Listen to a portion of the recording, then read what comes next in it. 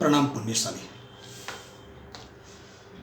हमारे संघ जिनालय और हमारे ग्रह जिनालय, जो हमारे घर में परमात्मा का मंदिर बनाया हुआ है, ये दोनों जिनालयों को ज़्यादा प्रभावशाली, अभी तो जितना भी प्रभावशाली है इससे ज़्यादा प्रभावशाली हम कैसे बनाएं, ये छोटी छोटी बातों पे आप अगर ध्यान दोगे तो हमारा जिनालय, संघ का जिनालय और घर में जो जिनालय है वो दोनों को हम और ज़्यादा प्रभावशाली बना सकते हैं। तो कितने सूचन हमारे शिल्प विधि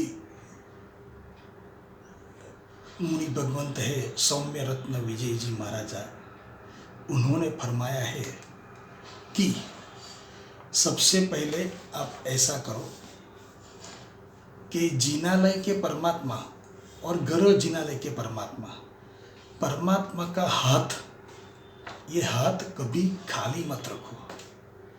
पूजा कर लेते हैं लेकिन हाथ में कुछ रखते नहीं है। हम मोदी जी को या किसी बड़े आदमी को मिलने के लिए जाते हैं तो कुछ न कुछ भेंट सौगात लेके जाते हैं।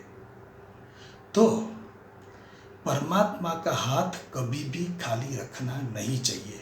तो क्या रखना चाहिए?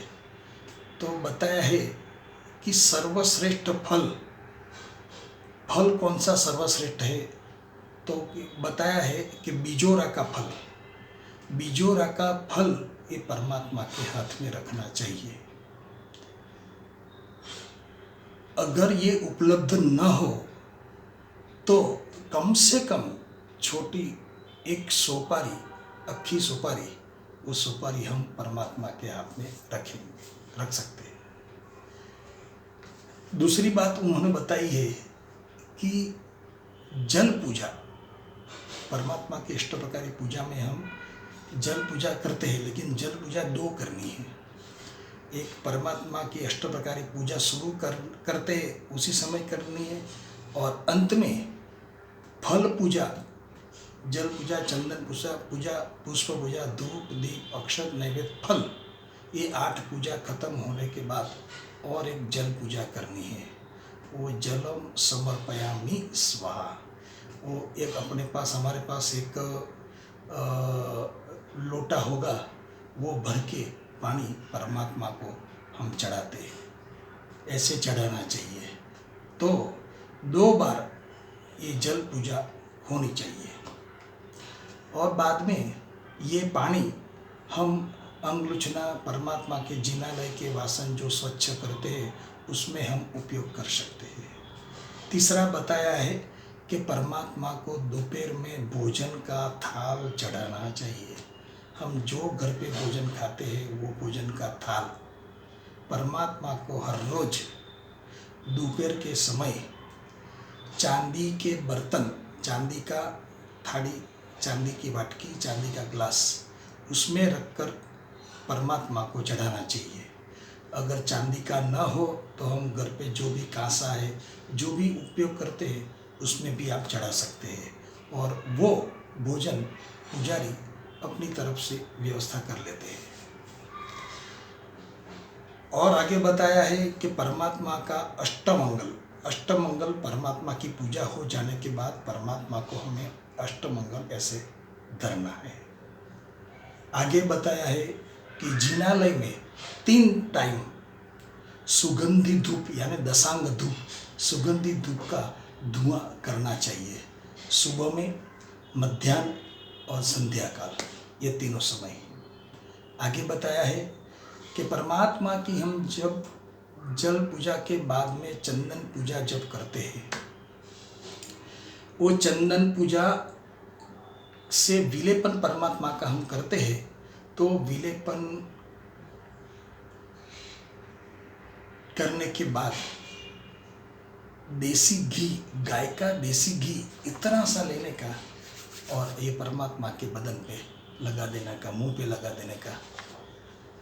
ऐसा देसी घी से परमात्मा का विलेपन करना चाहिए, अल्प मात्रा में लेना है। और आगे बताया है कि परमात्मा को नित्य गुलाब के फूलों का भरचक हार चढ़ाना चाहिए। परमात्मा का गला खाली होना नहीं चाहिए, परमात्मा को हार अवश्य पहनाना है गुलाब का। और आगे बताया है कि परमात्मा की पूजा शुरू करने से पहले घर में अगर जिनालय है तो परमात्मा की पूजा शुरू करने से पहले सुगंधी औषधियों की एक पेस्ट बना देनी चाहिए पानी डाल के, और वो पेस्ट परमात्मा के पूरे शरीर पर, जैसे 18 अभिषेक में हम करते हैं वैसे परमात्मा के पूरे बदन पर लगा देनी है। और 15 मिनट, 20 मिनट, आधा घंटा जैसे अपनी स्थिरता हो वैसे इतना समय रखने की बाद में हम जल पूजा करके आगे की पूजा कर सकते हैं। आगे बताया है कि परमात्मा के जिनालय में हम झाड़ू पोछा करते हैं तो जो पोछा करते हैं पोछा के पानी के अंदर ये फिनाइल वगैरह नहीं डालना चाहिए, उसके बजाय सिंधव मिठू वो जो है वो उसमें डाल देना चाहिए और उससे हम पोता कर सकते हैं। आगे बताया है कि जिनालय में जब हम काजो निकालते हैं, कचरो निकालते हैं तो वो अपनी जो झाड़ू होते हैं वो झाड़ू से नहीं निकालना चाहिए। मोर पीछ इतना बड़ा आता है उससे हम झाड़ू निकाल सकते हैं, काजो निकाल सकते हैं।